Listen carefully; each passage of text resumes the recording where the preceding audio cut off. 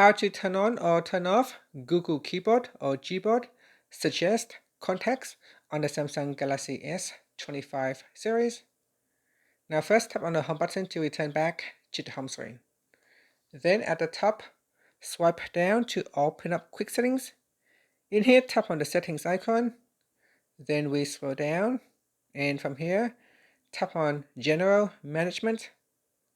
After that, tap on Keyboard List and Default. Then we go down and tap on Gboard. Then tap on Text Corrections. From here, we then scroll down and tap on Suggest Contacts. Tap on the toggle button to turn it on. Then tap on Allow to allow Gboard to access your contacts. Or you can tap on the toggle button to switch it off. Finally, tap on the home button to return back to the home screen. And that's it. Thank you for watching this video. Please like and subscribe to my channel for more videos.